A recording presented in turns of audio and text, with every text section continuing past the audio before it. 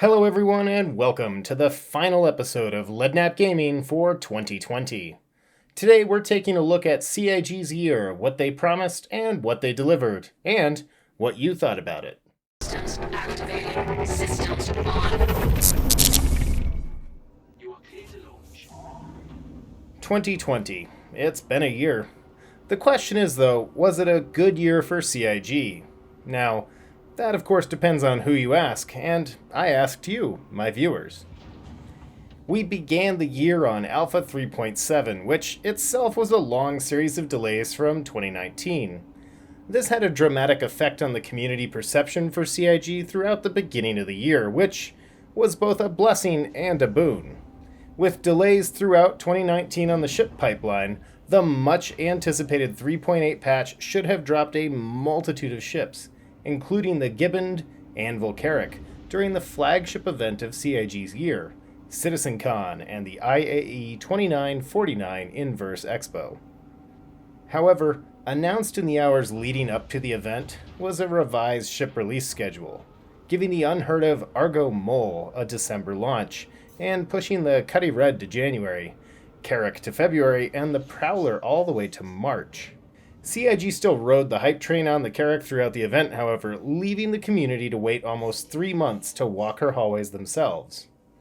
This gave an artificial cover to Q1 of 2020, where each month the community was doled out a new ship to have in the verse, all the while the world was shutting down for the pandemic.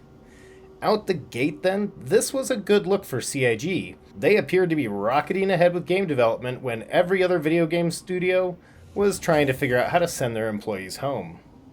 Still, the community anxiously awaited the end of the CIG winter break period and the following planning meetings for the year ahead.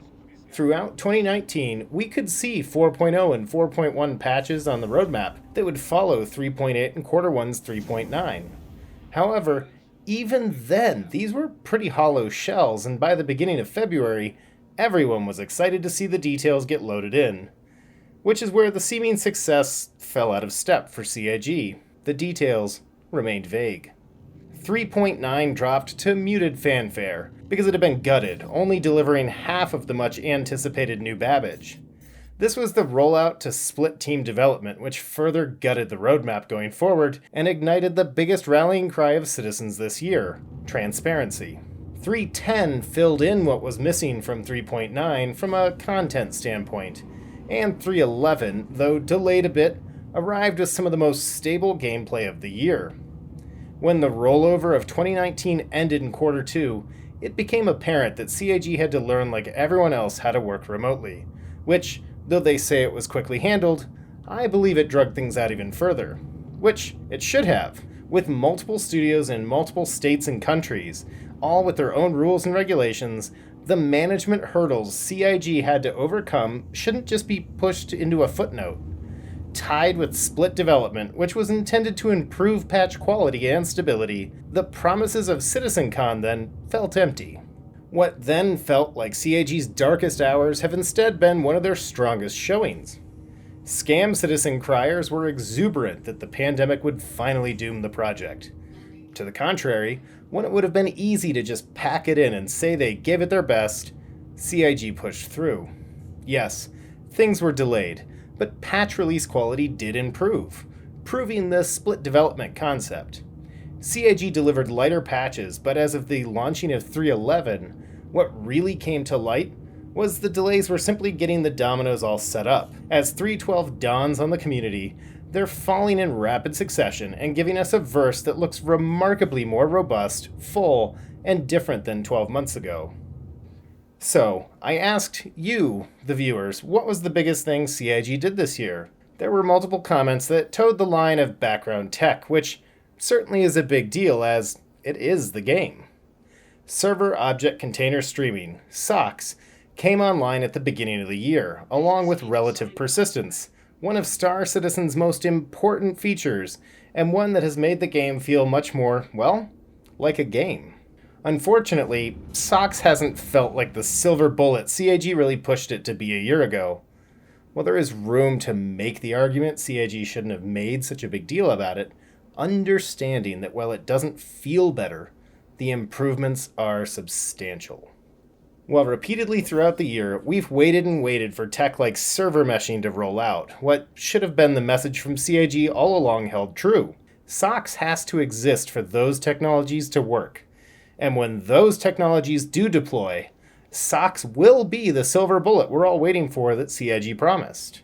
To CIG's credit, this year they've been much more focused on nailing that tech down. Backside technology isn't flashy and so easily observed as the next major milestone CIG landed. The Crusader Mercury Starrunner arrived in bittersweet fashion both in rollout and in-flight duration. While the launch wasn't stellar, the ship itself has been nothing short of incredible, and an overnight love that makes the Carrack look dully anticipated in comparison. The MSR also helped promote another major promise from CitizenCon, the Grey Cat Rock and planetary vehicle mining, immediately becoming the best way to put Alpha UEC into your wallet, which it turned out you wouldn't need to refuel the newest and hottest daily driver. The Grey Cat and Starrunner were not the only ships to hit the verse either. We got a new Inverse event for Invictus Week, unveiling the Idris, F8, F7A, and Javelin as ships that now actually exist in the verse, though owners will still have to wait before they can fly them. Though when it came to flyable ships, CIG proved their method logic quietly, when in less than 12 months, they rolled out 3 Tavaran ships. This signified that while in 2019 they worked to build the prefab package for this part of Asperia's line, which they've been doing with other manufacturers for almost 2 years now, and they've blamed this for delays. This time, though, we were able to see how once they were able to build the blocks for it, the ability they could utilize those blocks and pump out ships was proven. It turns out the biggest delays for the Talons were likely the shader tech they demanded, which, again, relied on further back-end improvement. Which represented another major step forward in the CIG process we're just not witnessing yet. Coupled with CIG's change in methodology last year on doing interiors and then exteriors for concepts, the Perseus concept so recently released could very well enter the verse in 2021, at least from a ship pipeline perspective. This is more true now for many ships. 2020 felt like stalled development at times. What separated 2020 from the other 7 years of Star Citizen's development was an acceptance of change. Not just in things like split team development, but in how CIG approached the project completely. This year saw multiple iterations of flight model changes, and perhaps the most noticeable, though unspoken of all, station changes. 12 months ago, the R&Rs were all the same under-inspired orange interior. Adding orbital stations, CIG also went through 3 separate iterations of the same interior art. But layout concepts changed, how we interacted inside of them changed each time. CIG took their tools and tried new ideas, most importantly showing a willingness to do a 180 and change it up until they finally found what worked. And it wasn't just that CIG told us they've given up trying to figure out every detail and deliver the final result to us.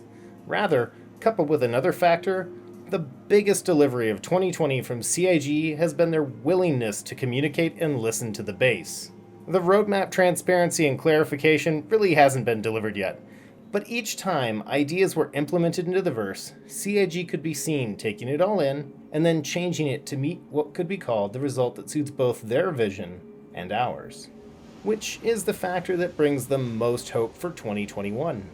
As multiple new hires at CIG to specifically work with the base and involve that feedback loop indicate the commitment and path going forward. Though last week, most in the community, to include myself, may have felt the outcry on claim timers was falling on deaf ears. Only a few days into 3.12, with the increased timers, a patch was delivered scaling back CIG's move.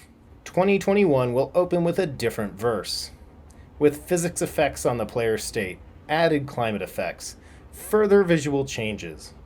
It will feature reputation persistence, new tools and options. 2021 brings with it an almost entirely completed game loop in mining. 2021 will also carry major teething and struggle.